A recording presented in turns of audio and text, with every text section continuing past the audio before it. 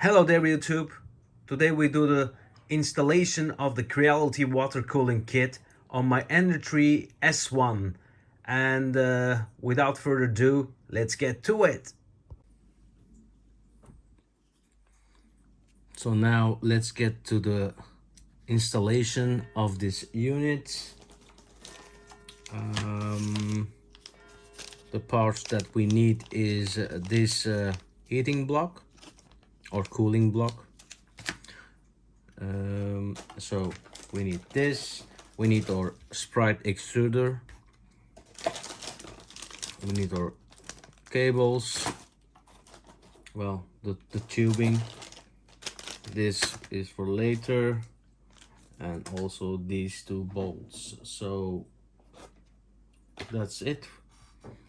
So let's open the Sprite extruders, well, disassemble the unit. One screw here, take this off, and another screw is here. You also need to unbolt this. There you go. This holds the cooling element, the cooling block. There you go. It's already now loosened up, and I'm checking if there is anything else holding onto this. No, that's it. So you take this off. As you can see, I just slide it off like this, and we need to take this insulation sock off and take these, well, unbolt these two screws here that hold the heat block on its side. So you just unscrew these, make sure you're completely out of the socket. So, well, after you do that, there is also another which is here. Take this bolt off. This is the black one, and then it should come out. Something is holding it, which is this one. Unbolt. Oh my god, that's still in there.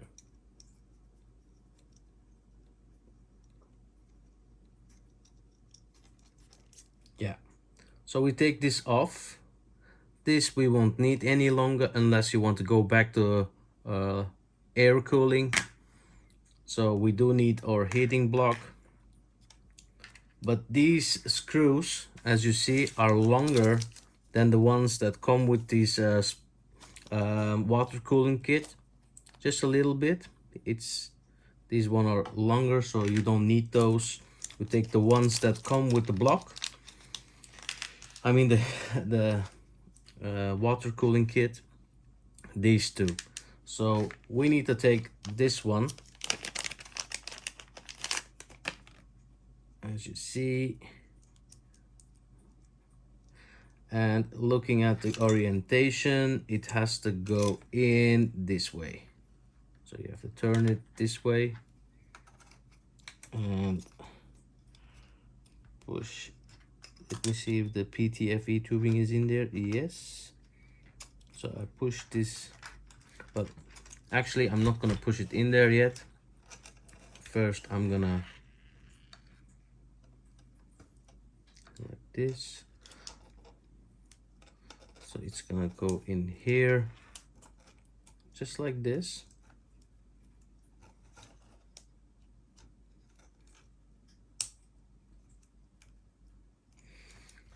Look guys, there is a fault in this. There is a design fault. Well, is it a design fault? I'm not sure. But if you are touching with your heating cartridge here, the coolings block here, the water coolings block here, if these two touch each other, you see there is contact. If you push it all the way through, you will have very big issues. You won't be able to print. So the trick is you get in here, but you leave a little gap, let's say 1 millimeter gap, and then you use these bolts in here. Let's first turn them a little bit in there.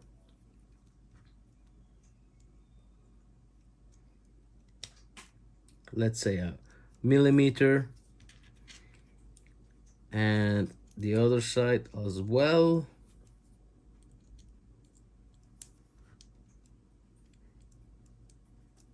You have to, yeah, there you go.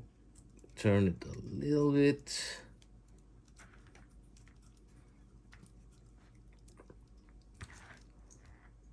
Well, I can go a little further in.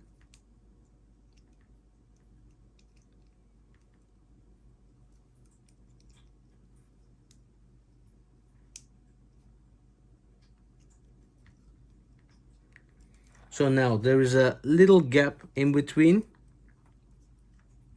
What this is for is when these two touch each other, when you have a contact, the water cooling is cooling the heat block, and that's not what's supposed to happen. This is supposed to get hot, and this place is supposed to be cooler. But when they touch, it's kind of acting like a cooling element for the heat block as well, and you will have issues like it won't heat up as it should. So if it doesn't heat up, it will get to 195 degrees when you are asking 205, let's say, and it will never happen because it will always try to heat it, and this will try to cool it down, so it will be an issue for the whole setup.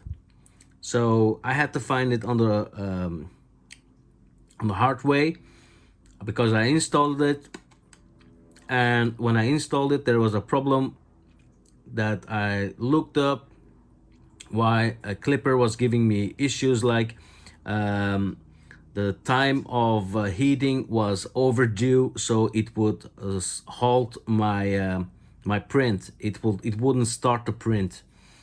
But I kind of found the issue, which is you don't touch each other. Well, to actually be safe, I'm looking at it. Yeah, that's kind of perfect. So I'm putting the black bolt back in, which will hold it in place like this. And now I see I have to screw this one just a tiny little bit more. Yeah, and this one as well. You keep this in place, so what it does is the heat break gets stuck, it's fixed, and then you tighten these bolts a little further. But now it's finished, it is on its spot. You can turn this just a tiny little bit more, but it's great now. So now the assembly of this is finished. What you have to do now is take your orientation like this. Yeah. You turn it this way. Oh, did I do it wrong?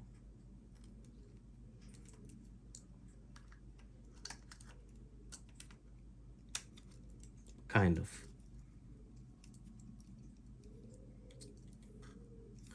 Yeah. Guys, I did it wrong. It should have been the other way. But let me check. This video is brought to you by PCBWay.com. PCBWay is a great website where you can get professional grade PCBs for a low cost. At PCBWay, you can find manufacturing capabilities like CNC machining, sheet metal fabrication, 3D printing, injection molding, and PCB manufacturing.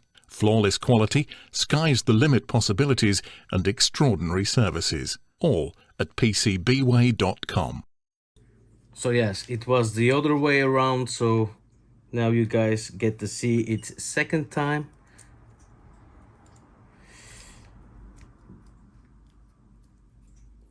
How I assemble it.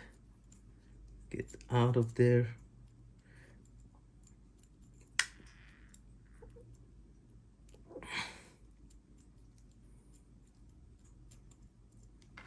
Okay.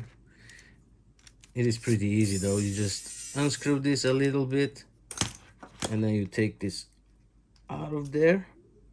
So what I did wrong is I had to turn it this way. All right. Now you see the heating block is a little bit lower than the cartridge. So like this.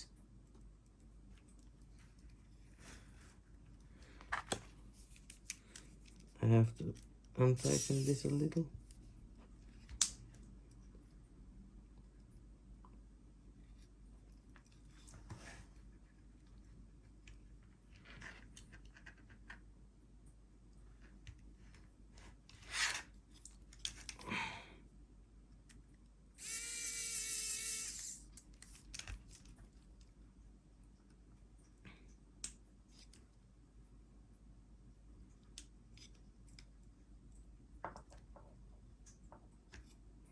I'm trying to leave the gap again. Oh.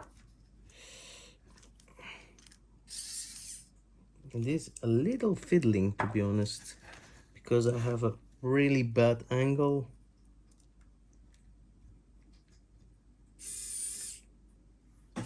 Yeah. That should do. And now I'm putting back the screws from the bottom end. What you also could do is, well, take these cables off to just be able to work a little free, than to drag it around the whole time. But I don't mind, to be honest. So I put one screw back in, and this is the second one.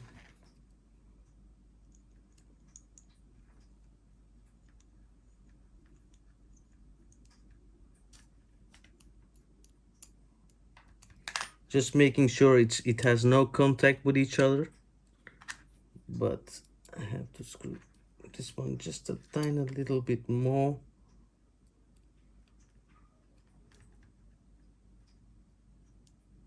I'm just trying to make it straight. Okay,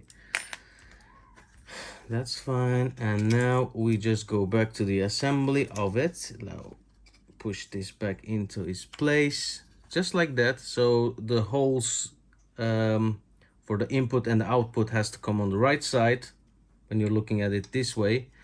And when you put this, you have to make sure it's really flush with it. So now we just put this back on here, and then we use our screws again. This screw goes in here.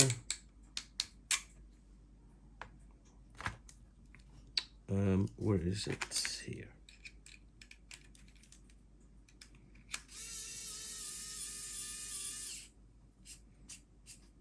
Just like that.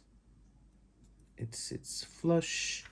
And this one also needs to go back in its socket, just there. So the heating block, I mean the coolings block, I always keep on saying heating block. So you just turn this as well back in its place.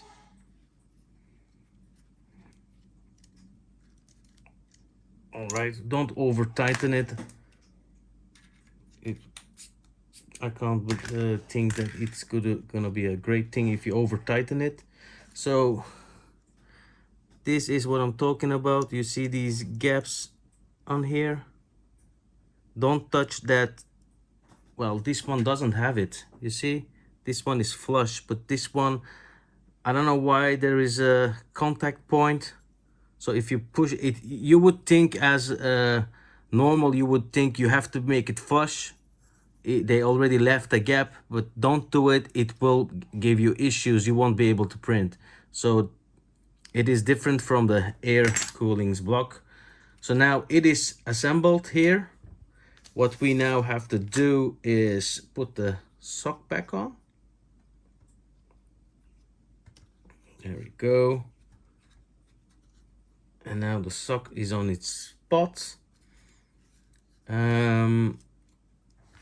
Now the assembly of this unit is gone. Okay, I am using a different shroud, but the original one is kind of same. You just have to unscrew these two bolts and this one comes off. And here, I think you have to also unscrew these. I'm not sure on the original shroud, but I'm not sure. But you have to do what you have to do to get it loosened up. So now it is finished on this side. All I have to do is take one of these screws off. The essential stuff is now gonna happen. So what I do is I take one of these holes here on one end. I push this through. So it is pushed through. And then when it's pushed through, you have to get it on here. Just the first bit, not until the end, like this. And then you have to push this through that. It is a little hard, but you can. And then it just gets in its place. Well, it does hurt my fingers here. There you go. Now it is flush, and one side of the cable is now in there. So if you read the manual, not be lazy like me and read the manual, then you will see that the manual says the input and the output have to be. So what it says is the in port of this. So we'll checking it. This is the out port. So this out port has to go to the in port of the container here. You see, this one is out. Then this one here on top is the in. So from the out we go to the in, and from the out here we go to the in here. You see, because it's gonna, if you do it the other way around, it's not gonna cool, guys. It's just gonna, you're reversing it, and I think there is even a pressurize, so it won't work. Just make it work. Go from the output of here to the input of here, and from the output of here to the input of your tank. Okay. Now the other thing is, I didn't measure, but I'm going to do it now. You have to measure this, the distance of this, that it has a clear place to move and go up and down. And if you do it too long, it will be dangling around, which wouldn't be great. So make sure you just do it the right side. And I'm going to now measure it for a Ender 3S1. It might be different on your system, so make sure you measure it yourself again. I'll be right back. Okay, now I measured it. Well, I just hold it against, so the cables are cut now.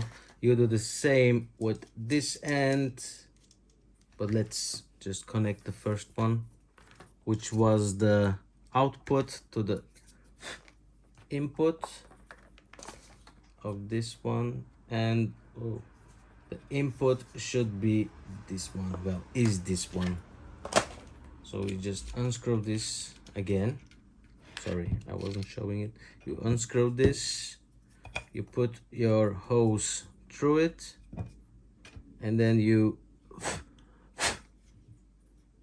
I'm trying to make it as clean as possible, so you push this through here as far as you can, but not through the threads, and then you just tighten this.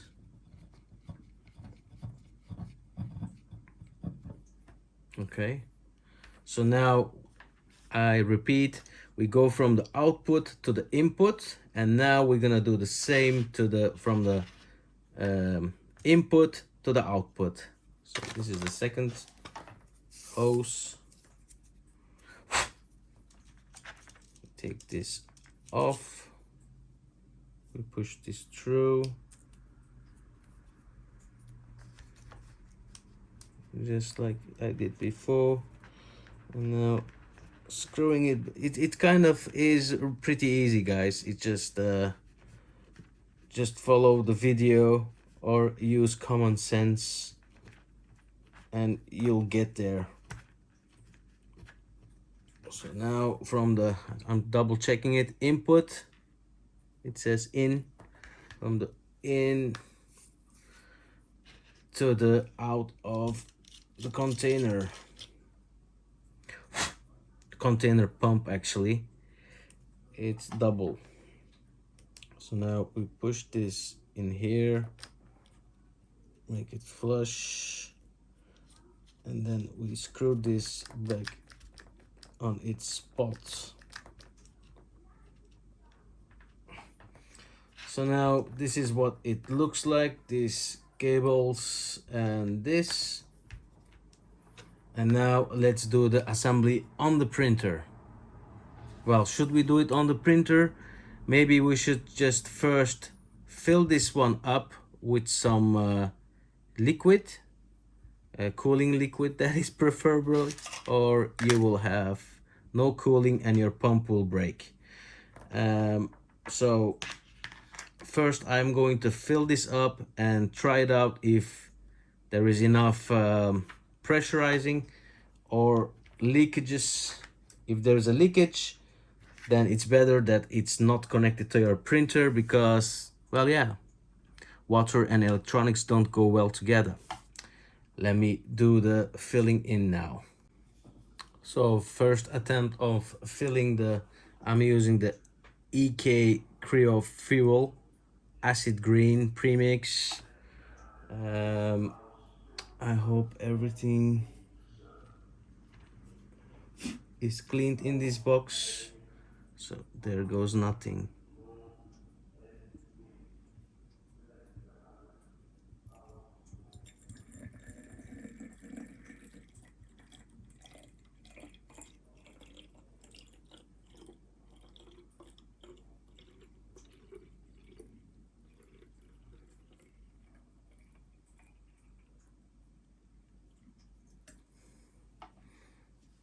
Okay, now let's, it is kind of a little too full.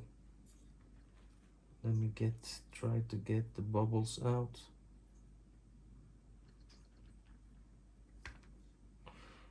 I filled it a little bit too much, but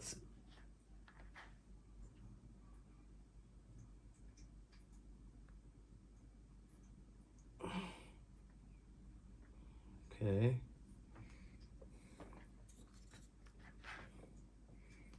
You have to try to get the bubbles out if there are any. So I'm holding this one down. The other side, there is just a little gap of bubbles. Go, go, go.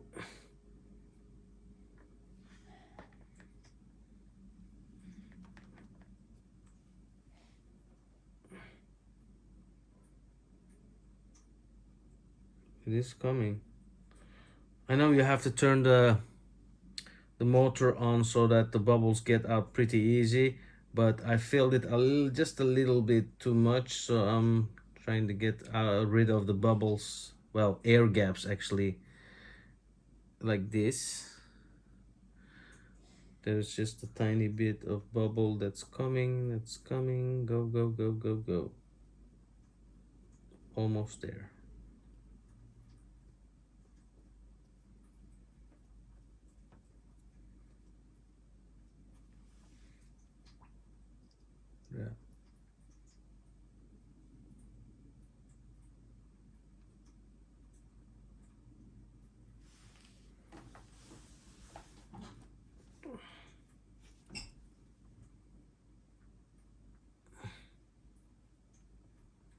this bubble won't. Let me push it manually.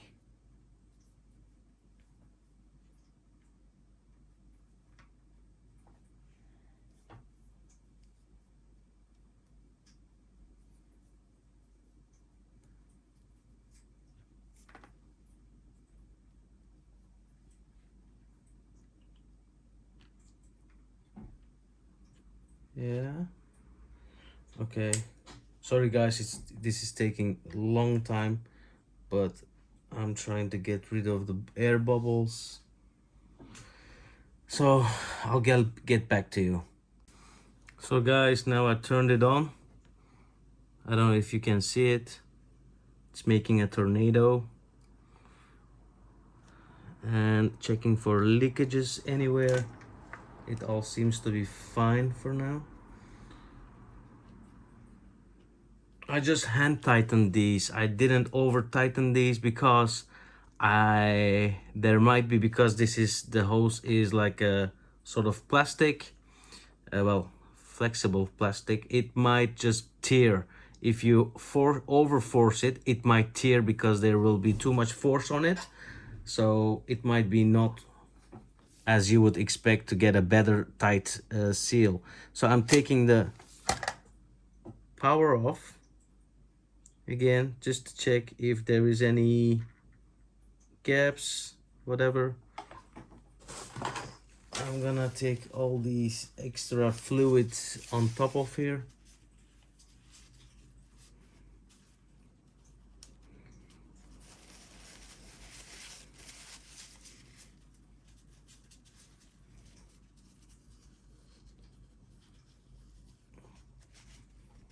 Yeah, so I don't see any more leakages. If I hold this now down, nothing's going up.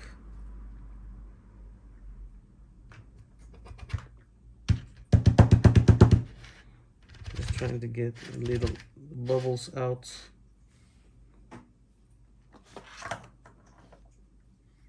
Yeah, there's just a tiny bit of bubble, just a tiny bubble, but there will be more. The more you use it, there will be more. What you could do, you could just reopen it and put a little more in, but I think it's better to have a little bit, just a tiny one, tiny bubble in it. You might ask why. Because then you know it's working, you know it's moving around. So I tightened these just a little bit more. Oh, these are really tight. So okay, so now let's do the assembly on the printer.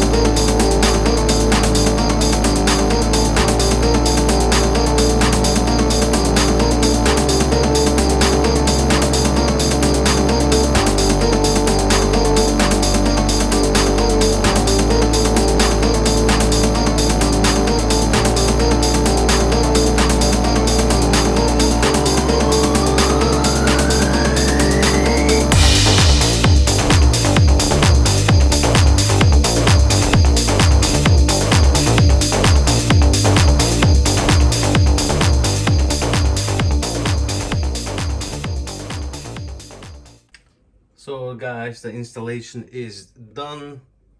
Well, apparently there is more than a little water liquid that I have to pour back in, but at the moment it is working. This is what the assembly looked like, and you actually have to tighten these cables with a zip tie. Maybe not a zip tie, but just those zip, I mean these. Yeah, you just have to put them, couple them together so that it won't catch up to anything. Maybe you can play around with your cables a little bit, but this is what it's gonna look like on my machine. Now I'm doing the PID auto tune. You have to do this because if you don't, your hot end will not know how to get to the temperature that you need to be on. So it is better to, but it actually you have to do it. I'm on MRE's COG firmware, so it's just in the menu to auto tune it, the PID. You don't have to do it for your bed, only for your hot end. This is what the assembly looked like on the Ender 3 S1. As you can see, I had to route it this way, which is not ideal. I know this. I might have to just disable this, but this won't fit through here. So, well, yeah, I don't know why they actually made it this way, but this is the only way it would fit at the moment. But well, it works fine. To be honest, I am pretty pleased with what the aesthetics look like on this machine. And last but not least, there is another surprise for you guys. Let me turn the lights off so you have a better effect. So these are UV, so when you're printing in the night, it will look like this. I really like it, what it looks like. And if you put a black light on this, very nice, very nice. I like, whoa, I did something wrong. I turned off the printer instead of turning off the light. Oh my god, that's so stupid. We'll have to do the PID tuning some other time. But it's okay. Just now you know that the printer is aesthetically looking like this. I didn't perform, I mean test the performance of this water cooling set, but I did test it on my Ender 3 V2 or the V1, you name it. And I did go for this routing because I'm using my screen on top of here. I had to put the bucket, I mean the container, on the side, which works really nice as well. And I have tested this machine and it works flawless.